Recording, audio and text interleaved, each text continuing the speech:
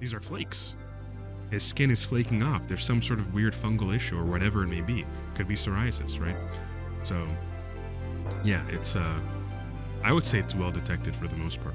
It's giving a pretty good signal. If anything, I think this is undercounting it, to be honest with you, right? But it's a screening tool. It's about getting a signal, a semblance of something. We can do another image too. Let's do the OP new image. Quote, "You're absolutely right, undiagnosed, but appears to be either sebderm or psoriasis, which is in the family. It used to be way worse than this, but I eventually found a shampoo that keeps my scalp looking normal." So with all that in mind, the utility of the tool, kind of shows itself here, right? He does have some weird keratin issues going on here. Could be plaques of, whatever. Who knows what it is? Could be psoriasis, could be sebderm. He says both of it runs in his family. And that is an indication if you're on finasteride for 6 months or longer. Hey guys, before we continue this video, I would like to mention that we now have liposomal minoxidil sulfate on my website, folligens.com, FOLLIGENZ.com. Go check it out and maybe even try it out. See you there. Hello everyone and welcome back to yet another video. This is yet another example of what happens when you don't treat an underlying condition like seborrheic dermatitis, psoriasis, or any sort of inflammatory scalp conditions. If you're on finasteride, and even minoxidil, whether topically or orally, if you have these underlying conditions and you're not seeing any sort of improvement, it might be wise to address whatever these conditions may be. So what are some telltale signs of such conditions? Well, we're going to look at this post from TrichoLens. I commented on this post months ago. The title of the post is, quote, "Am I a non-responder 6 months in?" Let's go to what the guy writes. He says, quote, "This is approximately 6 months of finasteride 1 milligram and minoxidil 2.5 milligram, both taken orally. I have not missed a single day of taking these tablets. Can you guys see any results, or am I wasting my time? For your information, I moved my parting to the middle a few days ago." Unquote. Let's have a look at his scalp. Now, hopefully you guys can see this, but let me try to zoom into his scalp a bit more. You can see these like white crusty blotches here and there, right? Like you can see flakes on his scalp, even on his shirt, right? Whether they're dandruff or whatever, right? Especially over here. You can see it over here as well. You can see that there are flakes on the scalp. Now, when you see these sort of issues, as well as this bit of redness, this red patch, again, hopefully you guys can see it. When you see these issues, these are signs that your scalp health is not in tune, right? Your scalp health is poor. And, you need to ameliorate that baseline condition. So finasteride and minoxidil, whatever you're taking, can actually show its progress, right? He could be solving the underlying issue, blah, blah, blah, DHT. Okay, he could have solved that already. He could switch to dutasteride and maybe it would solve that too.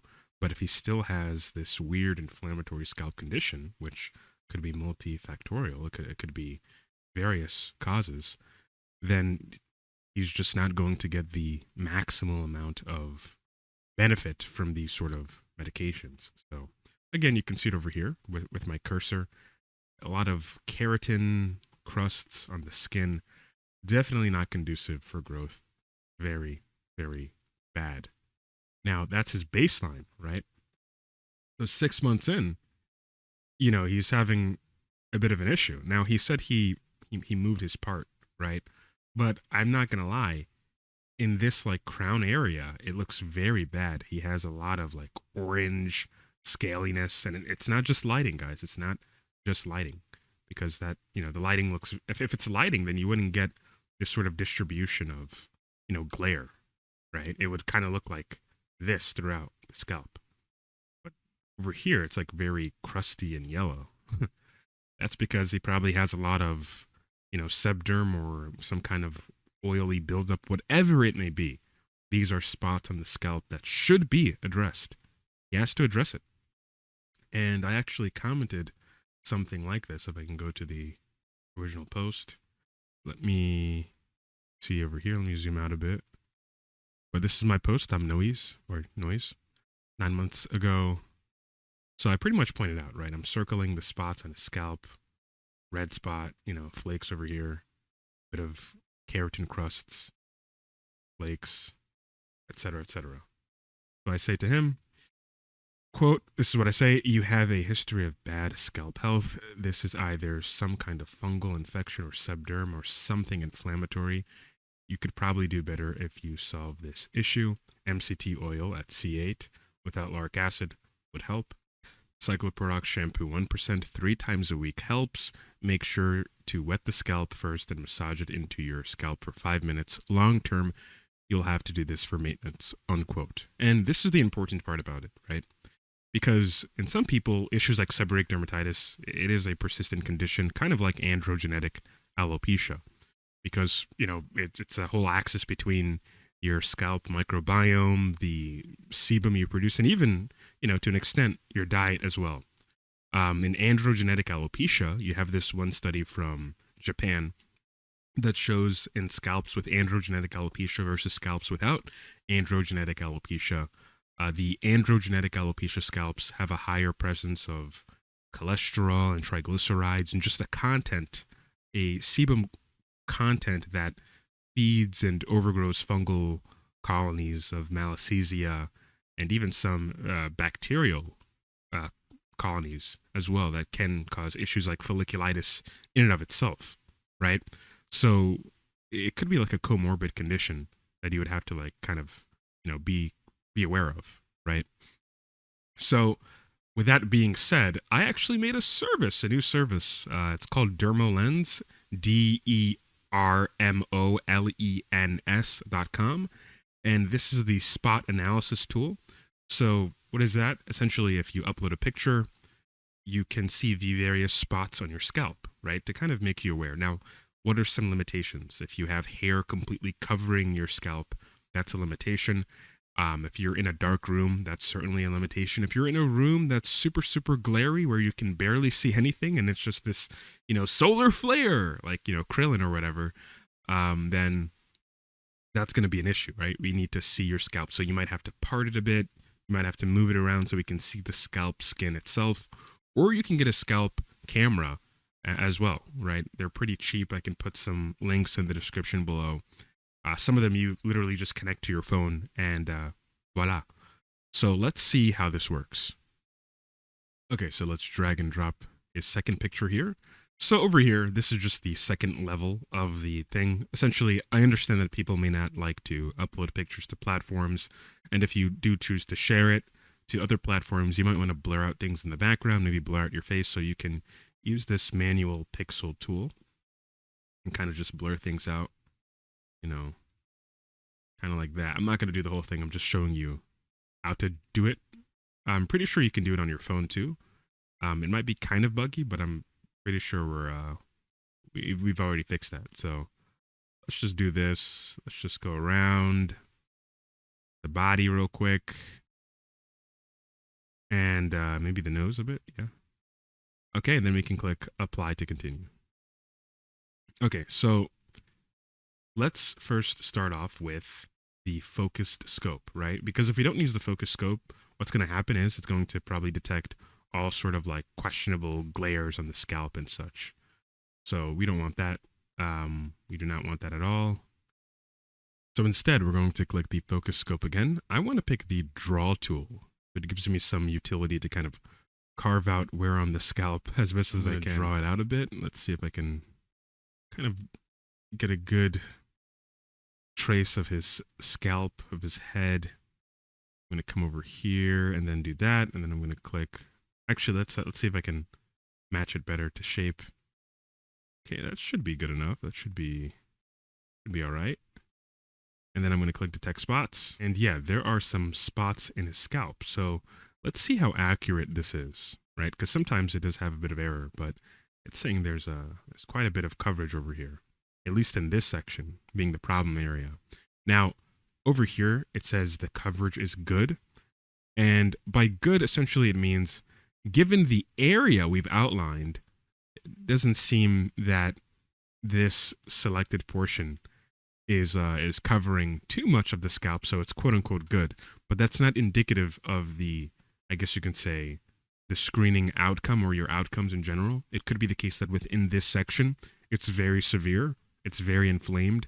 So again, it doesn't necessarily mean that, it's good, it's healthy, it's completely good. It just means that the coverage, you don't have this crust all over your scalp, giving the area you've already outlined.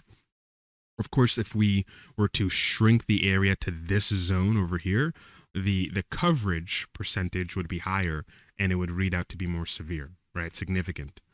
So just view it within context. So it's pointing out the various spots of keratin blotches that it can possibly detect. And again, it's not perfect. If you're in a very, very bright room, it can kind of interfere with the reading. But this is a screening tool. It's supposed to give you a signal to kind of investigate further if you're dealing with any sort of excessive issues. So if we just do the shade, increase the shade opacity a bit and just focus on this area. And if I click show original, I think it's kind of true, right? All these sort of weird, white areas, that's not lighting, right? If it was lighting, then it would be way more, distributed. The coloring would kind of be, way more white throughout the hair itself. But it's like in this selected band across, his midsection, right? Same thing over here. Let me use the mini map. I have to fix the mini map, to be honest. But same thing over here, right? In his, crown area, his whorl. So all of these like weird shiny blotches, right? That's not lighting. That is his keratin. These are flakes. His skin is flaking off. There's some sort of weird fungal issue or whatever it may be. Could be psoriasis, right? So, yeah, it's I would say it's well detected for the most part. It's giving a pretty good signal. If anything, I think this is undercounting it, to be honest with you, right? But it's a screening tool. It's about getting a signal, a semblance of something. We can do another image too. Let's do a new image. So his first picture in the camera roll. Apply. We're going to come over here, click draw. We're going to outline. Oops, I got to fix the opacity. Actually, let me fix this real quick. Let me bring the opacity down. Let's draw again. And if you mess up your drawing, just simply click the tool again and it should reset if you haven't clicked detect spots yet. So we're just outlining his scalp. We're going to click detect spots. Okay. And again, it's that problem area that I outlined actually perfectly, to be honest with you. If I go back over here, this is what I outlined. I actually zoomed into that section and I focused a bit because that was clear. As clear as day that he was having some sort of fungal kind of issue or, some dandruff or flakes, could be psoriasis, who knows? And in fact, I actually pointed it out over here and he responded like this, right? The OP said, quote, "You're absolutely right, undiagnosed, but appears to be either sebderm or psoriasis, which is in the family. It used to be way worse than this, but I eventually found a shampoo that keeps my scalp looking normal. It still dries out after a couple of days, but I don't get large plaques like I used to. I've managed to keep it at bay for around 5 years now, but the hair situation never improved. It just carried on getting thinner and finer, and I used to have incredibly dense hair. I am 35 now, though," unquote. And he's even saying it like he has a familial history. So with all that in mind, the utility of the tool, kind of shows itself here, right? He does have some weird keratin issues going on here. Could be plaques of, whatever. Who knows what it is? Could be psoriasis, could be sebderm. He says both of it runs in his family. And that is an indication, if you're on finasteride for 6 months or longer, especially dutasteride, that if your hair quality is not improving and you have these sort of issues, then you obviously have to solve this underlying issue to see any further benefit. Again, over here, it says 9.9% coverage. That's because, once more, given the area we've outlined, this blotch on his scalp does not cover the entirety of the scalp, right? So it's less quote unquote severe in terms of coverage, but in terms of inflammation, we don't know, right? It could be very, very bad in that local area. So don't confuse it. Maybe I should get rid of the, I think I do clarify it. I mean, I'll fix it. You know, this tool isn't completely live yet. By the time you see the video, it might be.